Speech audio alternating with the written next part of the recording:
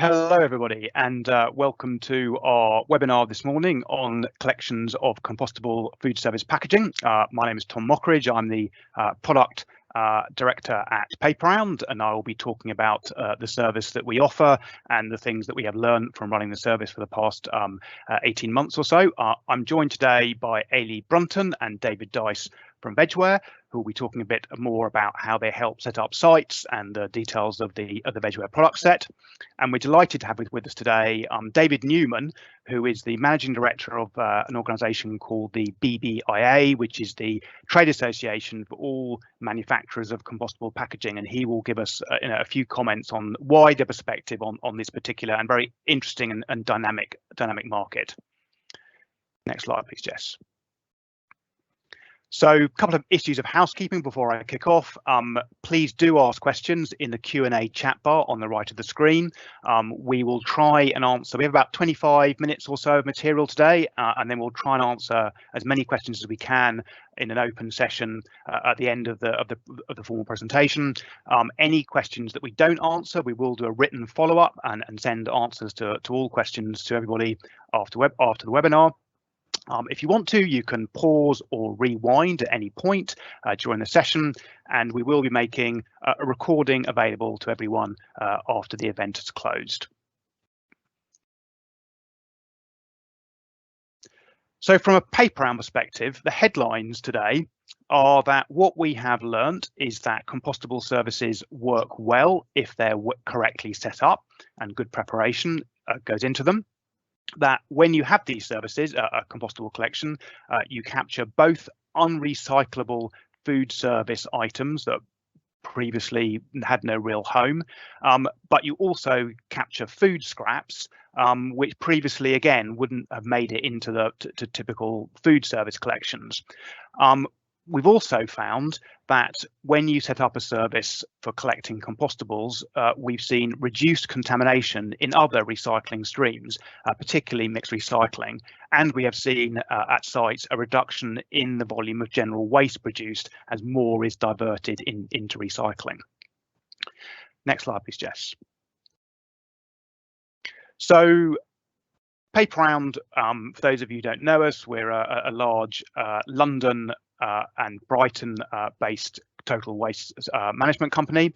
We for some time have been one of the largest food waste collectors in our footprint area, and 2-3 years ago customers started asking us about collecting compostable food service packaging. These are customers who were kind of trying to go away from plastic and had made the decision to go compostable.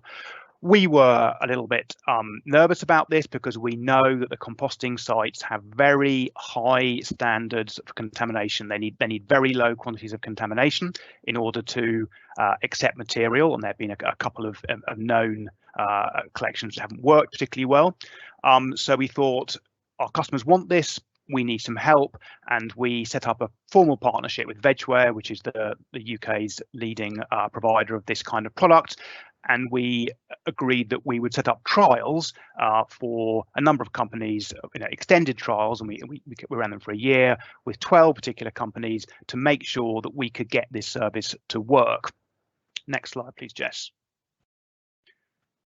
So we carefully selected sites for the trials in partnership with Vegware, and we did a number of things to make it work, and David and Ailey can talk a little bit more about this, but at a high level we'd review all the materials that were used at those sites to make sure that it was a very compostable friendly site and there were not lots of contaminants being sold in that particular location. We work with the site to suggest appropriate bin labelling and other wider on-site recycling scheme changes to make sure that we had the optimum chance of success. We suggested particular site-specific training and communication programs that were needed, and we set up, for quality control purposes and for monitoring, we set up a program of waste audits at all those sites. Next slide, Jess. So here's the outcome of one of the sites that we set up, a few kind of illustrative points, and this was a large financial institution in the city which was running a canteen which most of the staff eat in lunchtime and was using fully compostable products.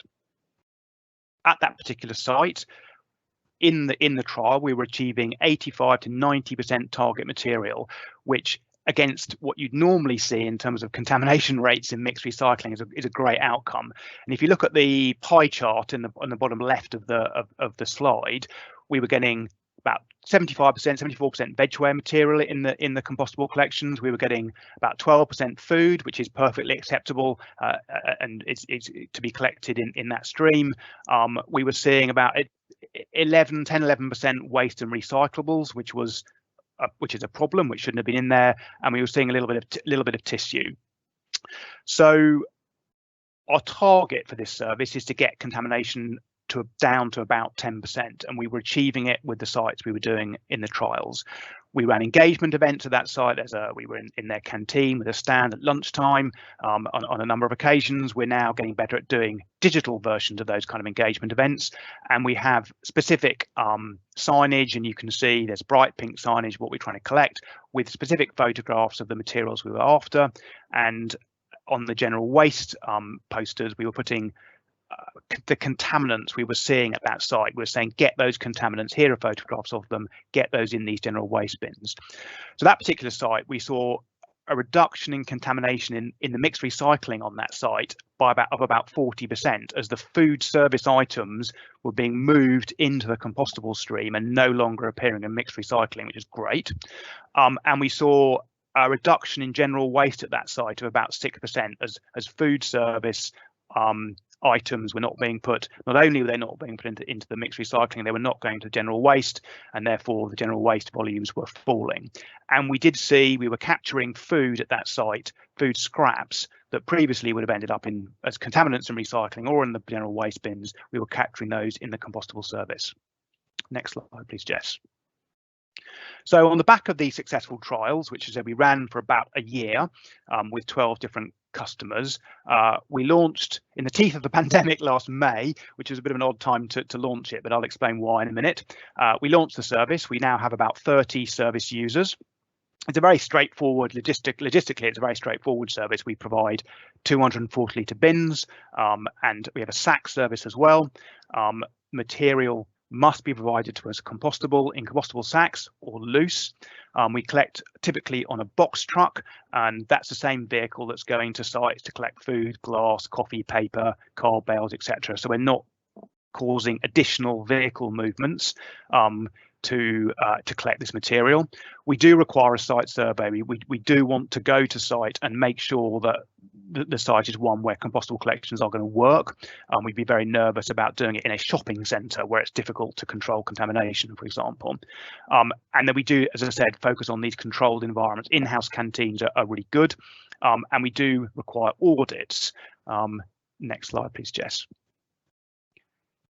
And the audits are, as our QA, our quality assurance, are absolutely key to that. And so we will do an audit of the compostable stream in the first month to make sure it's working okay and we're getting the right target materials.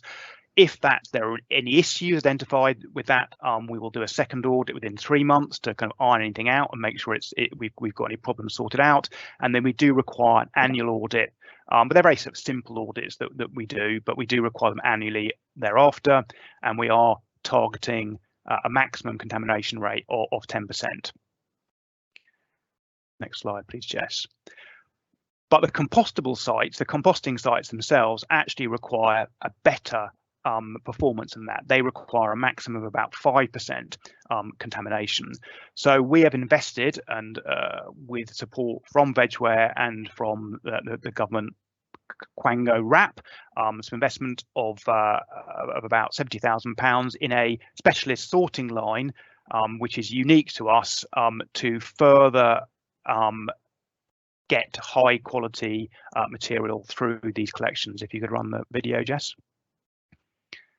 So it's a very straightforward, it's basically a conveyor belt with 4 picking stations.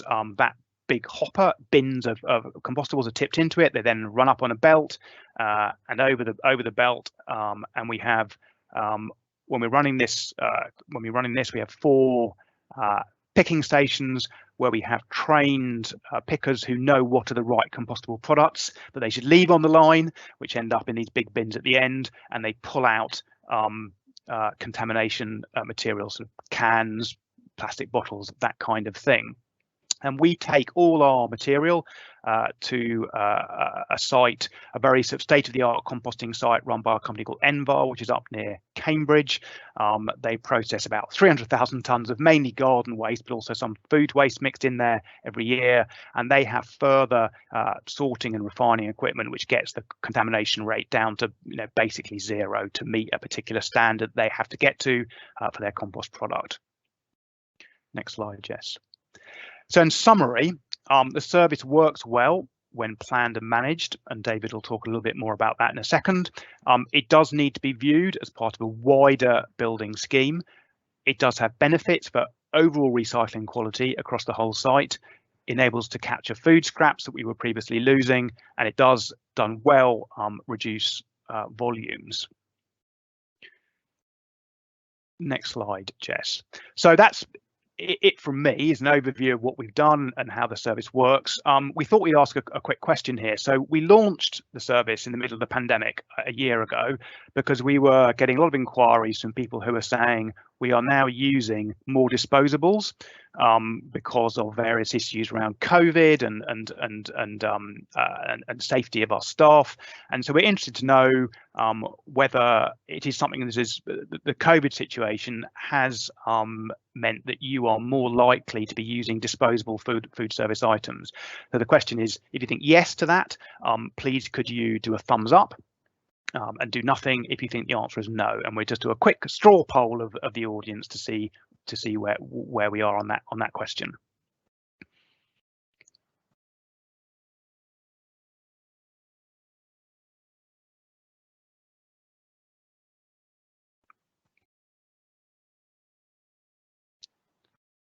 So I'm getting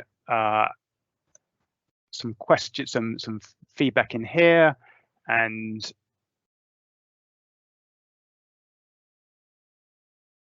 definitely a few people are saying yes, this is driving them to use more disposables, which is what we're seeing, and I think what Vegware are also seeing.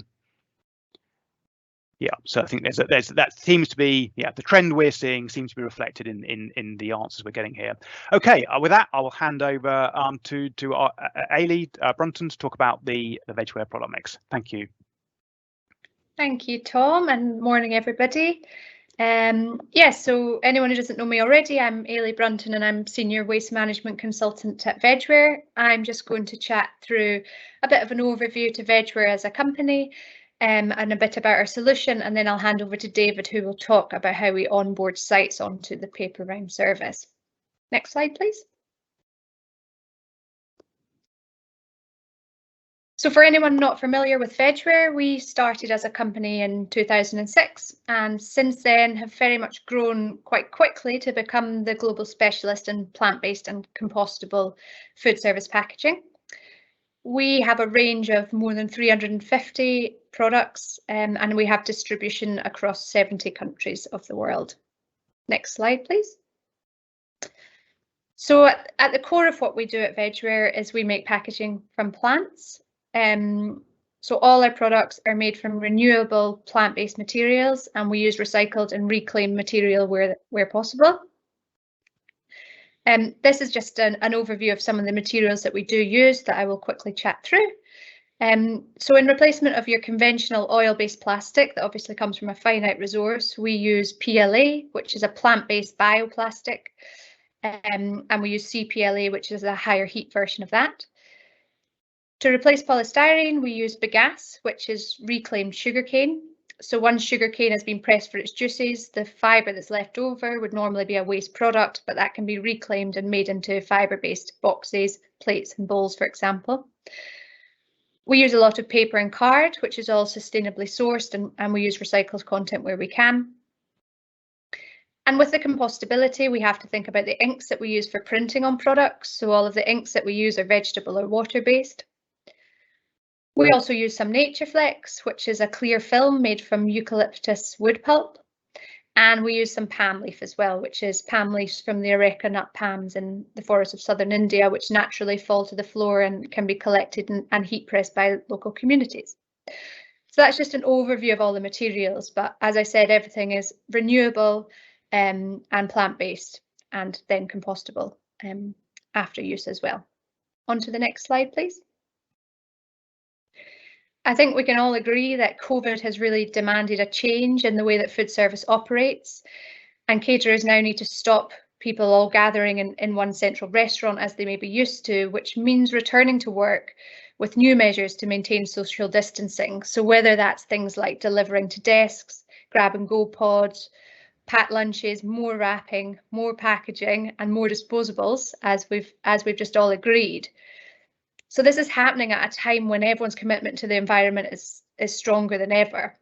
And that's really why this service with Paper Round has come at such a good time. It provides a real solution to zero waste, allowing caterers to close the loop and ensure that that packaging that they're having to switch to or having to use more of because of the pandemic can be composted and go back into the system as nutrient-rich compost back onto soil.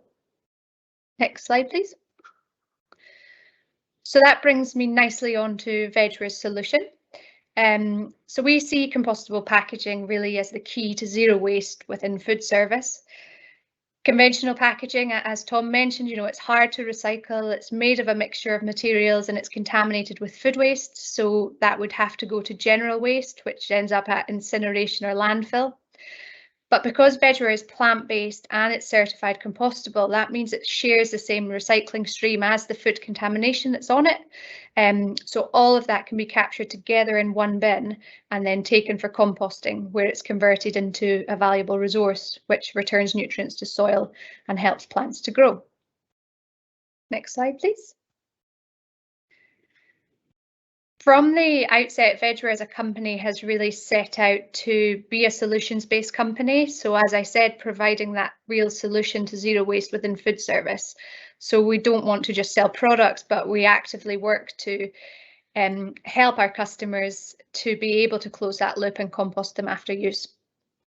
So we invest heavily in certification, ensuring that our products do what they say on the tin, if you like, and that they can, they will break down within the right facilities.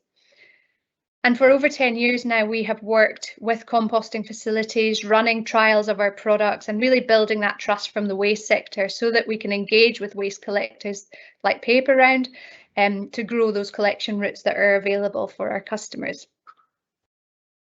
So we're obviously absolutely delighted to partner with Paper Round and to be able to offer this solution for customers across London, Brighton and Sussex. It's such a robust closed loop solution for composting Vegware.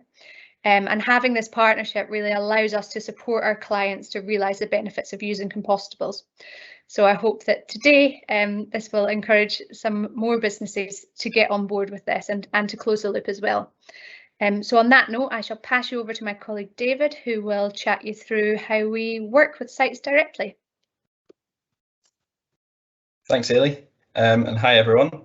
So yeah, Vegware can help our customers to implement a successful recycling programme through our waste consultancy service. So I'm the waste management consultant for the South, so I'm most likely going to be a point of contact to your site if you do get on board. And we do this through a 5 steps zero waste process, which is what I'm going to talk about over the next few slides. Next slide, please. So step 1 is a switch to 100% compostables. So when you have a range of different materials for your food packaging across site, it can be quite confusing when it comes to waste segregation, and quite often things can end up in the wrong bins. By making a switch to fully Vegware, this means that everything which is being used to serve food can go into the one bin, and the only outstanding things you'll have are a few recyclables, plastic bottles, aluminium cans, which of course go into the recycling bin, and a small amount of general waste, which is usually crisp packets and sweet wrappers. Obviously everything else goes into the one bin, which makes the whole system a little bit simpler and tends to minimise contamination. Ailey's mentioned that Vegware's got over 350 products, so it should be quite easy for us to find a reasonable product match to switch in for any of the disposables which you're currently using. And our sales team are very knowledgeable and very experienced in helping our customers to make this transition. Next slide, please. So step 2 comes down to the organisation of the bin. So the first step will be to sign a contract with Paper Round, and they'll implement the external bins and the collections. Vegware can step in and provide support in terms of the positioning of the internal bins. We can make some recommendations for the systems to use. And we know that signage is a key part in ensuring a reduction and minimisation of contamination. And that's why we've worked quite hard to research the most effective means of bin signage. And we do offer a bespoke bin signage service, which would be tailored to your particular site and the products which you're using. When a customer does appear at the internal bins, you've got about 1 second of their attention before they make a decision on which bin they're going to use. So it's vital that the signage is particularly clear so that we can encourage them to make the right decision. Next slide, please. So step 3 is communicating the system. So I've mentioned that we've got a limited time frame to try and help somebody make the right decision once they've reached the bins. So what we really want to do is try and reinforce the recycling message across site before the customer actually reaches the bins. So Vegware can engage with the existing communications channels on your site, and we can make use of a whole range of communications materials and resources to try and share that recycling message, as I say, before the customer reaches the bins. The main purpose of this is to try and encourage the customer to understand that everything which is going into the compostable bin is being sent off to make compost, because once this becomes clear, it tends to be the case that the customer understands why it's so important that we're putting the right things into the right bins. Next slide, please. So step 4 comes down to training engagement. So this sort of complements the communications that we can implement. And it's all about trying to engage, first of all, the staff who are on site working with the system on a day-to-day basis. I'm primarily thinking of the procurement team who are purchasing the Vegware, and the cleaning staff who are maybe monitoring the bins and making sure the right things are going into there. And we can provide support in staff training and documentation to try and encourage a fuller understanding of why the service is important and why it's important to get things right. In addition to this, we can also help you to develop your own launch day right at the beginning of the service to try and engage with your customers and get them on board and really get things off to a flying start. Next slide, please.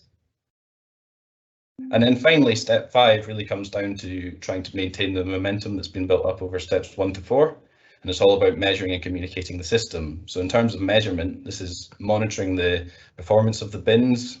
This can be done in-house. You can check that the right things are going into the bins and have a look in there, or else you can take advantage of the audit service, which Tom was talking about earlier, which will give you a slightly more detailed understanding of how the service is performing.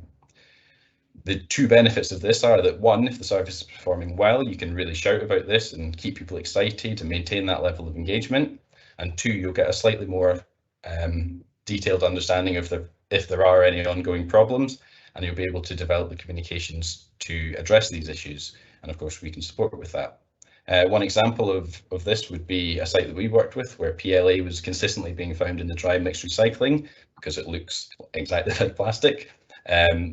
But it was important that we stepped in and provided the clear communications to explain that it wasn't conventional plastic, it was indeed a compostable plastic which could be placed in the compostable bin, just to try and help turn things around.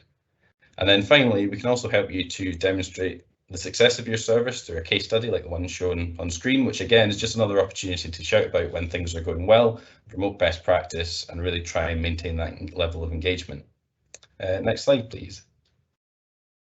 So I've really just sort of whizzed through the 5 steps to zero waste. If you've got any more questions, feel free to ask them just now, or if you think of them after the presentation, just send them into environmental@vegware.co.uk and we'll get back to you. And hopefully I've inspired you to let us help you to close the loop. And thanks very much for listening, and I'll pass you over to David Newman for a slightly broader perspective on the compostable sector. Thank you. Well, thanks, David, and good morning, everybody. I'm not going to talk specifically about the case study that Vegware and Paper Round have shown you here today. For those of us in this industry, these are very, very well-known examples all across Europe of where food service compostables can help both reduce waste and increase the amount of food waste which is going back into composting and back to soil. And we're seeing across the world, really, a huge growth in the market for compostable products. The market has doubled in the UK in the last 18 months. It will double again in the next 18 months. and it's still small, because when you reflect upon the volumes and you compare that to plastic packaging, for example, plastic packaging 2.5 million tons, compostables by the end of this year somewhere in the region of 30,000 tons. So still small amounts, but growing very, very, very quickly. And with food waste collections becoming ubiquitous across the UK and across the whole of the EU from the end of 2023, we predict a very, very rapid increase in the use of compostable products to carry that food waste and to be the vector for that food waste back to composting and anaerobic digestion, and there back to soil. There's a lot of innovation and development going on. The EU, but also our own government here in the UK, is financing huge amounts of research into developing new materials which come from, for example, waste sources. One of our members here in the UK has just clicked the button on £14 million worth of investment to use waste resources to produce compostable films and packaging here in Britain. And we see, for examples of some countries, California in the United States, Italy in Europe, where compostables are used, we see extraordinarily high recovery rates for these materials going back to composting, and figures which Tom have given there of 85 or 74% is more or less identical to the amount of compostables going back into composting and AD in Italy, which is the biggest European market for compostables, 75%. And so with education, with the right communications, and Vegware have shown you how to do that, that is possible to do, to get very, very high recycling rates, and with very low contamination in that recycling, as well as very, very low contamination going into other recycling streams. We don't want our compostables going in and messing up other recycling streams, but we don't want plastics and aluminium and glass going into food waste. And really, this is the last point I wanted to make, and this is about how we need to stop thinking just about materials. Is compostable better than other material? Is glass better than aluminium? Is aluminium better than plastic? This is all nonsense. Excuse the French, it's all nonsense. What we need to look at is how those materials fit into the system for which they are manufactured. And compostables fit into a food waste system where you have wet fermenting food waste, which is going to mess up all your other recycling. Compostables can be the materials which can carry that wet fermenting food waste back into treatment and back to soil. You don't want plastics doing this. You don't want your compostables going into your plastics. So you have to look at the systems. And what is really encouraging about the case study which has been presented today is exactly this, is looking into the systems into which these materials fit best. Thanks. Thank you, David. That was very good to see a different, wider perspective than the case study that we talked about. Right, we have had a number of questions that have come in, so I will have a quick spin through those and bounce to relevant members of the team to answer. So first question, which I will take, is about: would it be possible to use this service to eliminate a separate food waste collection? So the answer to that is we would not recommend that. If you've got large amounts of food, they are best collected separately. Identifiable food, say produced in a kitchen, they are best collected separately. What this service is good for is collecting food scraps. Large volumes of food are better economically collected as a separate item, but this is good for food scraps that come on the back of kind of noodles left in a little pot that someone doesn't want to finish. Best way. This is a good way to collect those, because people aren't very good at scraping that kind of thing out into a separate food bin. Next question, which is from Karen. Are the nutrients that go back into the system from composting beneficial as plant food? And what happens to the compost that is made? I think, David, that's a kind of general question about compostables. Do you want to take that question? So what happens to the nutrients? Are they beneficial, or are the nutrients beneficial as plant food? And what happens to the compost that's made? What are the end uses of the compost? Which David? Sorry, David N. Sorry, David Newman. Yeah, okay. Well, very confusing. Okay, all right. Well, just as a bit of background for Karen, I ran the Italian Compost and Biogas Association for 15 years before coming back to the UK about 5 or 6 years ago. Excuse the background noise. I live near a big building site. And one of the reasons why we in Italy 15 years ago encouraged the use of compostable materials was so that we could guarantee low contamination in our food waste streams and get that food waste into composting and back to soil without lots of plastic contamination. And compostables play that role. People think, well, compostables, they disappear. What's the point? It's not recycling.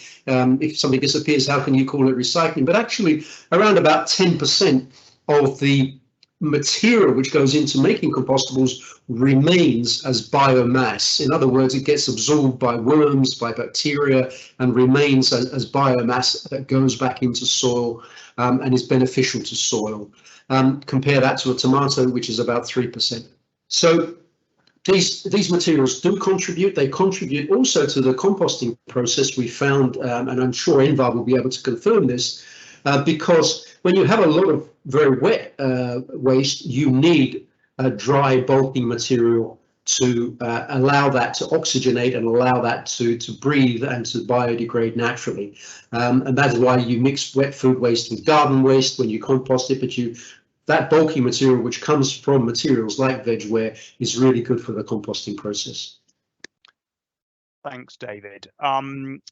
Then we have another good general question, which Ailey, as you were talking about the product themselves, I'll throw this one at you. Is there enough raw material to cover the increase in demand for compostable packaging? Do you want to take that one, Ailey? Yeah, I mean, as I said at the start, obviously all the products are made from renewable materials, so plants that grow year on year, compared to plastic, which is a finite resource that comes from oil. So there's certainly more annually renewable plants than there is finite oil, ultimately, in the world. I don't want to quote exact figures, I can't remember them off the top of my head, but we do have some figures we can share with you afterwards that show that, you know, the amount of globally available agricultural land that is used for bioplastics at the moment is relatively small. And even if half of the bioplastics, even if half of the overall world's plastic production switched to bioplastics, it would still require a really small percentage of globally available agricultural land, but I can share the exact numbers of that afterwards. I'll let David jump David, in. Yeah, David, do you want to add that? When you finished that, have you finished?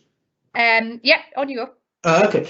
No, I just wanted to add to this that you know, man for millennia has been using land for non-food crops. Cotton, wool, flax, linen, paper, just to name a few. And the production of these relatively new materials is simply another one of those uses. What we are seeing, however, is an increasing amount of research development and also now production using what would otherwise have been waste materials. You know, for example, the case study which I mentioned earlier of a UK company, is one of our members, is now starting to use what would otherwise have been waste straw to start to make some of the compostable films. And we're seeing this development across the whole of the world, where instead of specifically growing crops to make these materials, we're starting to see the use of byproducts and waste. I'm involved in EU research projects where we've used food waste to make plastics. The last one, we've used waste from granaries and pasta makers to make bioplastics. And this, I guess, by around 2030 will be the norm. Thanks, David. Another question which I will take from Anna. If an office uses other compostables as well as Vegware, example tea envelopes, can Paper Round take these too and sort them correctly? So the key kind of point I'd make for that is you saw the video of the sorting line, and we have staff who have to know what to pick out and what not to pick out. And one of the reasons why we concentrated on working with Vegware is because we have a very clear product set. Although Vegware have a couple of hundred products or 200 or 300 products, a very large number, but our staff need to know what they're looking for. So we're looking for a very targeted service, and that's why, you know, we have the particular partnership we do. There's a specific technical specification called EN 13432, which is what is needed by the composting site. So, you know, little things like compostable tea envelopes is possible, but we are very keen on keeping a clear stream of things that we know about, so we can sort them properly from our perspective. And hence the partnership with Vegware. Next question. So what areas of the UK do you organise close the loop, and what areas do you consult only? I guess that's consulting on Vegware services. So the collections that we at Paper Round organise are our footprint, which is most of London, within all of central London, and most of London within the M25, not the far west. We can give a full postcode list for people who want it, and also along the south coast in the Brighton, running up to Crawley and a little further east and west of Brighton. That is our footprint. Vegware do a wider service. I know Ailey or David, if you want to comment on the wider services you offer with various different partners. Yeah, absolutely. So today we've obviously talked about our amazing partnership in the areas that Paper Round cover. We do have similar partnerships in other parts of the country, so we can advise on the best composting solution for Vegware for anybody across the country. And I think you've suggested specifically close the loop. I think sometimes there's a bit of confusion because we do offer our own Vegware waste collection service, which is called Close the Loop, which is in Scotland. So in Scotland we deliver our own service, and elsewhere we would consult and recommend one of our waste collection partners, but we can offer that service across the UK. And thanks. Further afield as well. Thanks, Ailey. Here's a question from Tom Harris. David Newman. I think I'm going to bounce this at you for an industry-wide perspective. This is from Tom Harris. Are industrial composting facilities still limited in the UK? And if so, how can we ensure that compostables aren't contaminating AD collections and going to be incinerated? David, do you want to comment on the kind of the IBC situation in the UK? Yeah, I think the data are clear. There's between 40 and 50 in-vessel composting plants operating now in the UK, which are all allowed to take these sort of materials, and they do on a regular basis.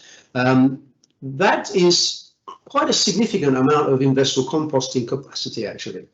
And then we have around about another 90 AD plants which are licensed to take household food waste, and which they do, and which take some compostable materials. Some of them take some compostable materials. And what we're seeing is where you have AD plants that are investing in the future and looking at future waste streams coming to them, they are aware that they are going to be receiving more and more compostable materials, or could receive more and more compostable materials. And we already have several of these who are receiving them voluntarily.